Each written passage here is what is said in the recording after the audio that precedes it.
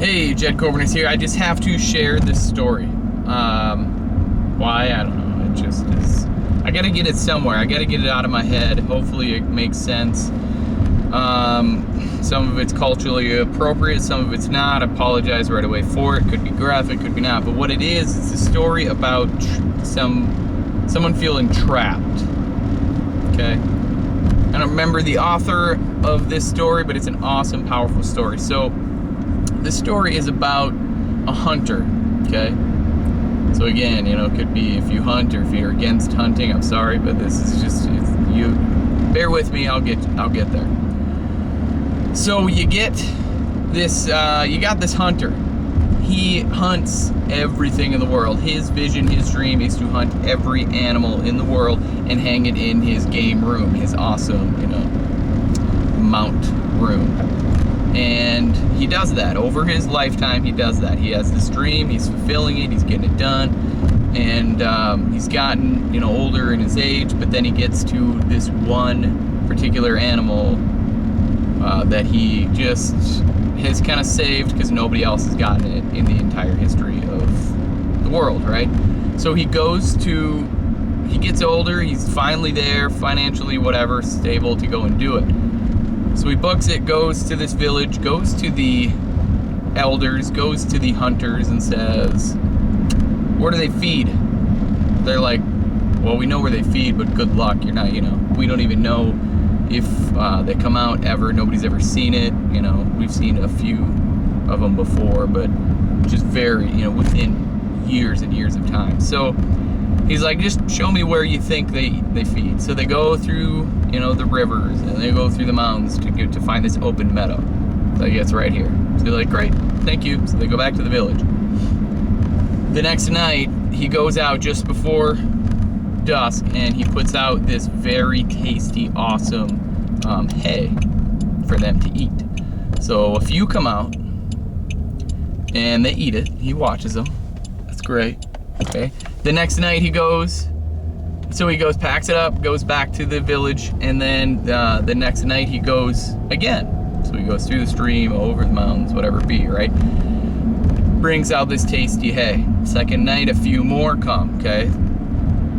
Awesome. Goes back the next day, you know, in the morning, does whatever during the day. Comes back the next night, a whole herd comes to this tasty, awesome, better than anything that ever tasted hay before, right? So it's just hay. So then he brings a steak. Not a steak as in like eating meat steak, but a steak, and he drives it into the ground. Okay? So the next night, you know, he's done with that. The next night, he brings more tasty hay. The same herd comes back, a few more is in. And then this time he brings another steak. So now he's got 2 steaks in the ground.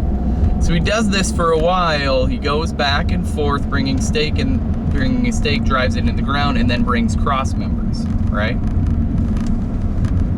So he does this for quite a while. Doesn't matter how long it takes, but he's making a pen. Okay, he's making a circle. He gets it all done. He makes then a gate. One night then he has the entire herd in there eating this hay. And before you know it, boom!